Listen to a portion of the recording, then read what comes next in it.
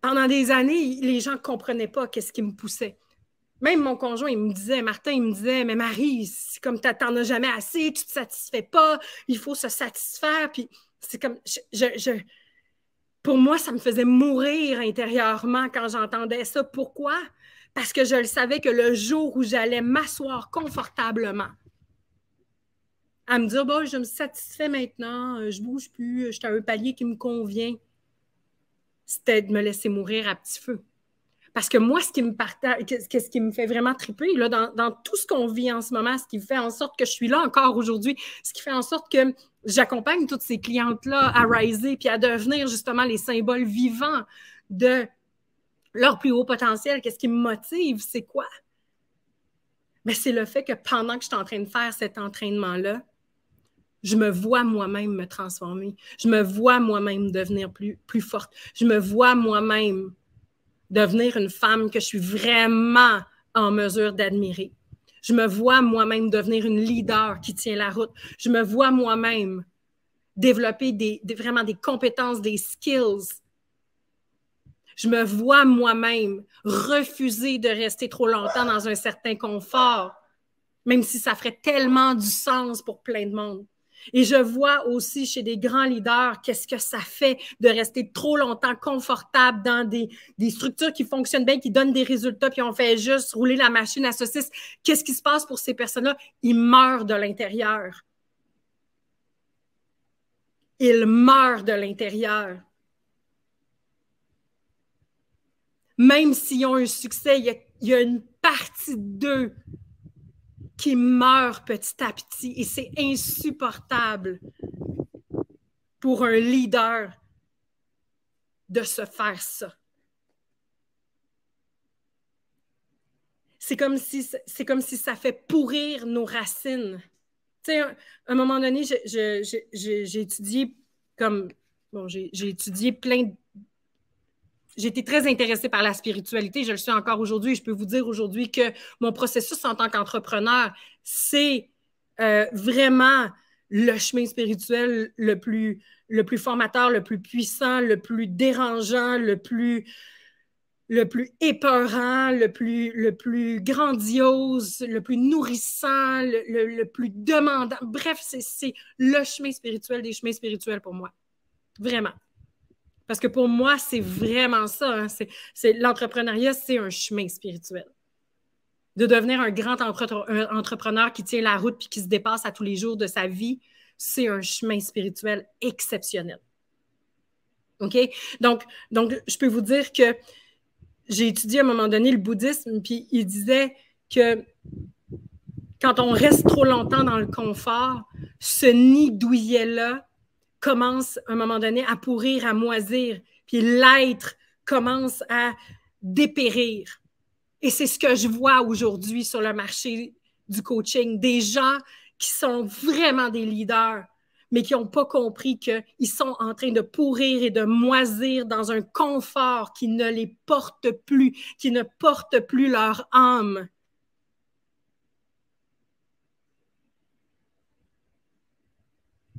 Et on n'est pas ici pour faire ça. Si en plus, on œuvre dans le mieux-être, si en plus, on accompagne les gens à se développer, si en plus, on a pour mission d'impacter le monde, on ne peut pas rester confortablement dans la même formule juste parce qu'elle rapporte. C'est vraiment une façon de saboter le véritable travail, la véritable vision derrière la vision qui est cet entraînement humain pour découvrir jusqu'à quel point je peux me développer, jusqu'à quel point je peux grandir, jusqu'à quel point je peux vraiment m'expandre, fendre, déchirer pour devenir cette version-là encore plus élevée que moi, quel deuil je vais avoir à faire.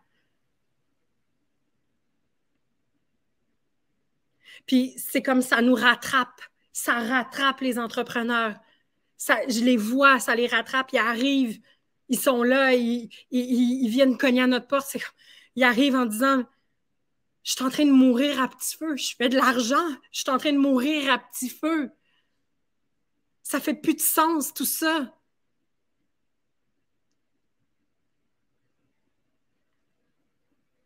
c'est là que les choses sérieuses commencent. C'est là que la vraie affaire commence. C'est là que le vrai entraînement arrive. C'est le jour où on se réveille puis qu'on voit que ça fait plus de sens, que cette magnifique, belle, grande vision, elle est manifestée depuis longtemps et qu'il y a un autre niveau, une autre étape qui m'appelle. Et que mon rôle, c'est de vraiment avoir le courage de dire oui. Puis de dire oui aux 1 million de pas de plus qui me sont demandés pour y arriver.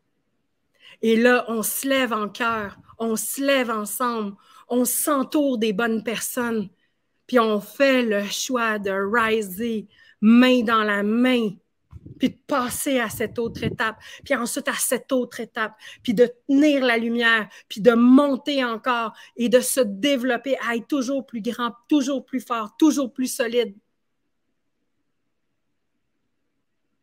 toujours plus percutant. Même si ça demande de dépasser la fatigue physique, même si ça demande de dépasser un certain confort qui nous garde dans un espace qui nous fait pourrir. Vous voyez, hein, j'ai vraiment l'image de l'aquarium en ce moment. Tu sais, je dis souvent, les entrepreneurs hein, ou les leaders qui vont faire le même tour d'aquarium encore et encore et encore et encore, revivre encore et encore et encore les mêmes choses.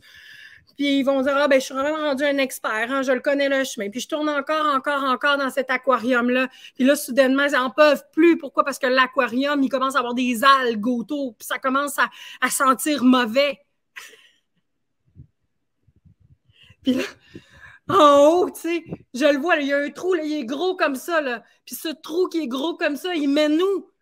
Je le sais pas trop, mais ça a l'air d'être un autre aquarium, mais beaucoup plus grand.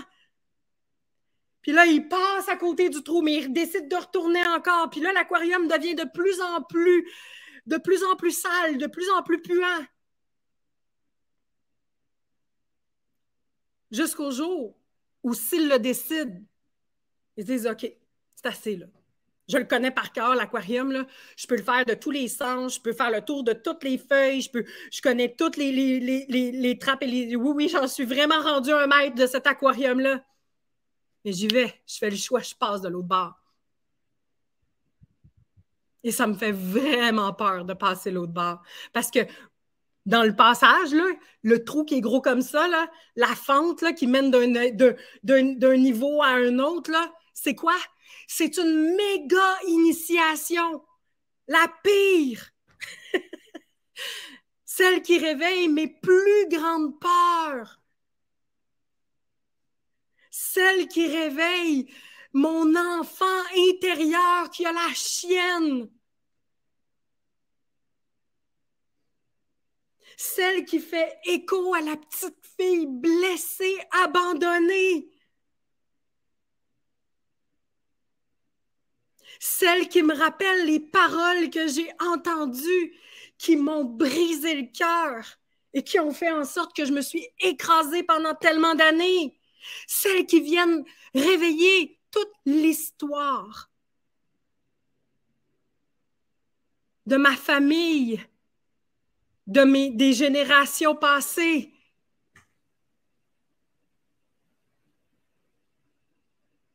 De l'humanité même.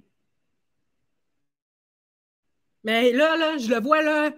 OK, là, je fais un dernier tour d'aquarium, là, puis là, j'y vais. Puis de l'autre côté, oui, c'est vrai, là, il y a une période de flou entre les deux. Là. Et là, on la voit, la période de flou, elle n'est pas confortable. Là. Je vais la traverser, puis là, c'est trop, puis là, je suis pas bien, puis là, je suis fatiguée, puis là, ça me demande beaucoup, puis j'ai envie de pleurer, puis de me rabattre sur moi-même, puis d'être victime aujourd'hui. Mais non, je vais vraiment le passer. Et puis ça peut durer 1 semaine, 2 semaines, 1 mois. 3 mois, des fois.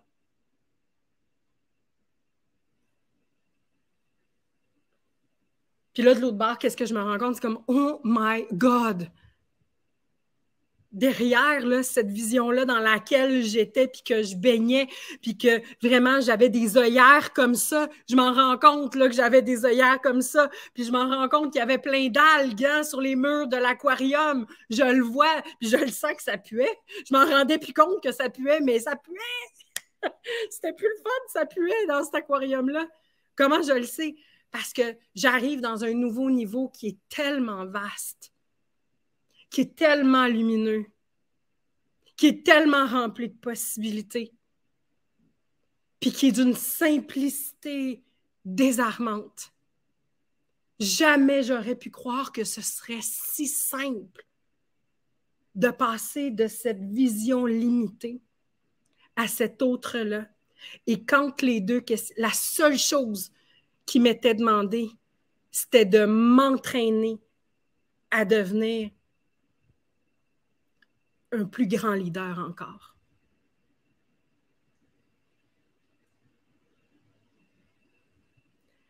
Un leader qui tient encore plus la route. Un leader qui marche encore plus le chemin. Un leader qui est encore plus capable de faire des deuils, parce que oui, chaque choix implique un deuil. Un leader qui est capable de dire, je comprends là, les bénéfices secondaires à rester dans l'aquarium qui pue. Je le saisis, là. Il y a quelque chose de connu. C'est sécurisant. Ça ne me dérange pas trop. Je peux rester dans mes vieilles affaires.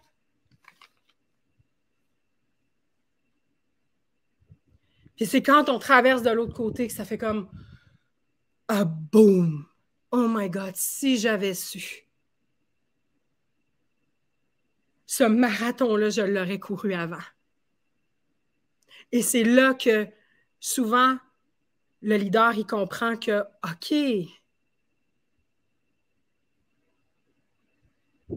y a un marathon, je le vois, là, il y a un marathon que j'ai dû faire. Ça m'a demandé de m'entraîner, ça m'a demandé de devenir plus puissant, ça m'a demandé de voir plus clair, ça m'a demandé de peut-être laisser partir des personnes de mon équipe, ça m'a demandé de faire des choix difficiles, ça m'a demandé de laisser aller des clients, ça m'a demandé de dire non à des clients qui n'étaient plus en alignement. C'est vraiment dur. Vraiment. J'allais dire un autre mot, je ne le dirai pas ici. C'est vraiment dur. Mais de l'autre côté, qu'est-ce qui se passe? OK. Ah bah boum!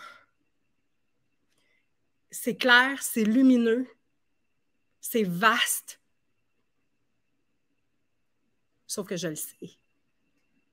Il y a un autre niveau. Et je sais que de l'autre bord, c'est encore plus grand, c'est encore plus puissant. Et qu'est-ce que j'ai à faire pour y accéder? Le prochain marathon. Donc, j'ai le choix. Soit je le provoque,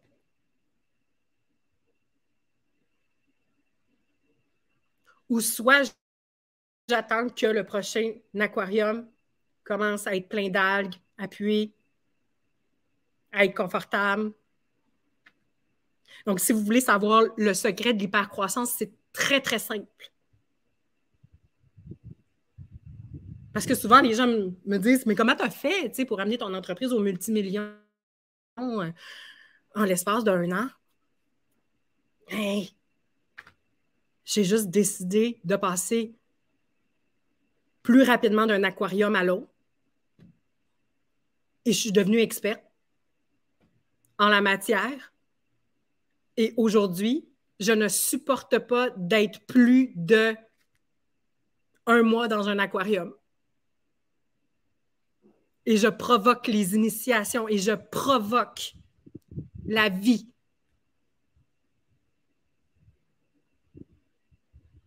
Parce que je m'ennuie tellement rapidement. Et que je comprends que ce que je développe dans ce chemin-là, ça n'a pas de prix.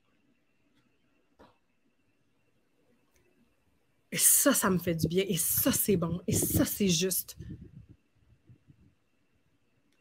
Et ça prend dans le cœur. Et ça fait exploser mon cœur. Et ça, ça permet des transformations rapides. Et ça, c'est irrésistible. Et ça, c'est magnétique. Et ça me connecte directement à la source des miracles. Ah, boum, boum, boum, boum, boum, boum. Et à travers cet entraînement-là, ben, je me suis rendu compte que, comme moi, je suis devenue experte pour moi-même de cet entraînement-là. J'ai maintenant le privilège d'entraîner certaines des femmes les plus puissantes de la planète.